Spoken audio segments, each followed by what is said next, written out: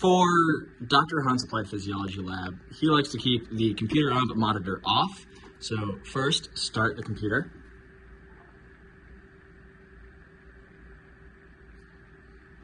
And then go ahead and log in, which you can find in the notebook standing up here to the right of the printer, unless he moves it. So good luck.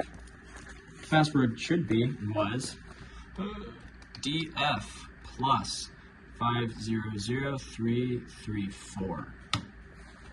Once in, to make sure you don't lose it, it is the Big Prodigy application. Double click to start.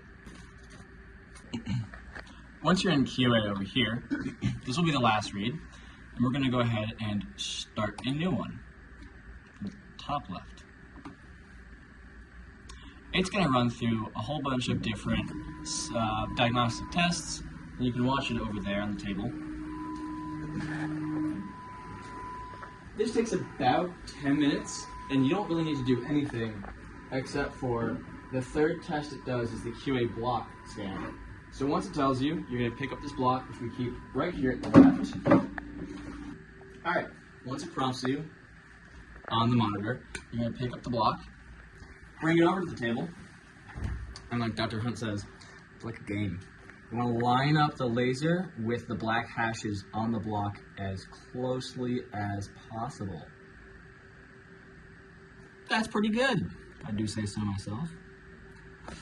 Once it's lined up sufficiently, come back to the monitor and hit OK.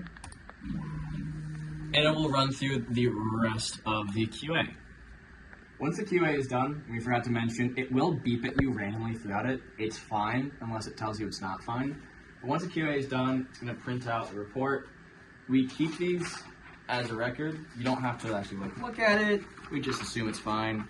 Go ahead and put it in here with the password in the binder. Close it and put it up. To start a new patient from directory, hit new right here.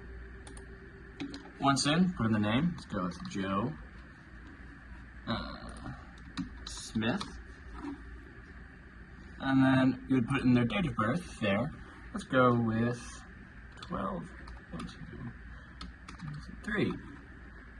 You put in their height and weight, which conveniently, our scale is currently broken, but the one in the bike room does work. Let's put them at 70 inches, and, I don't know, 165. You put in their gender and then their ethnicity and hit OK. Now that it's there, go ahead and double click the name. In this area, you can choose different regions to scan. For this class and lab, we do a full body scan. So over there, total body, double click that, and it's good. After that, you go and hit position. From the positioning, you have to actually put the patient on the bed. At the positioning, most people will be standard.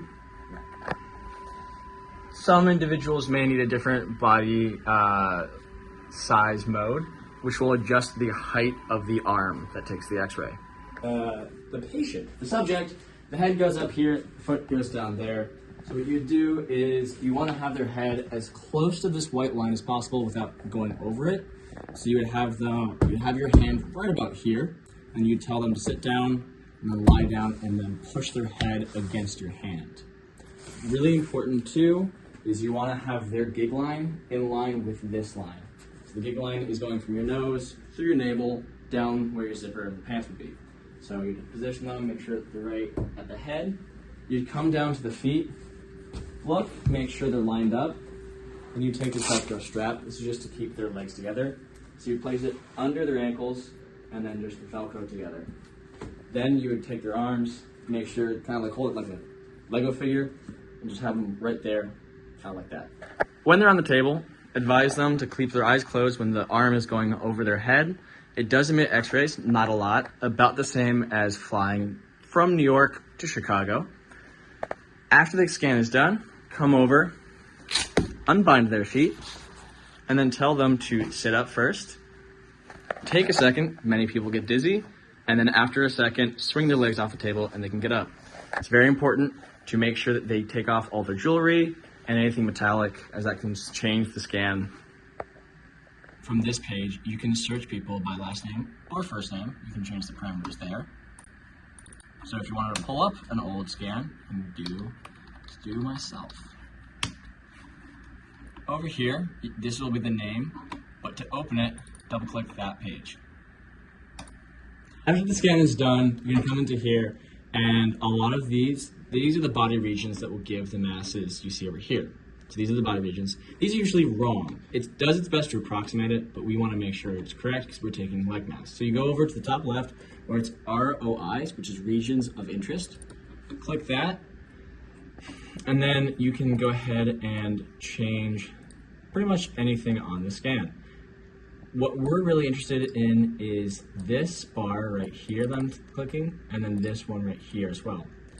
So we recommend bringing this bar up right to about the, what is it called? The anterior superior iliac crest. There it is, the anterior superior iliac crest. And then this line right here, you want it to be just at the top, touching where the femoral head would be. This will give you a pretty accurate leg mass, because you don't want to include too much of this region, and you want to make sure you include the gluteal muscles as well. Once that's done, you hit results, it'll calculate it, and then bring you over to this page. So a lot of the subjects, people who are participating, are really interested in stuff like body composition, which is up here. The dark purple is the average, then the lighter purple is like a standard deviation away, and so on and so forth. You're also going to be interested in BMI, which you can find over here.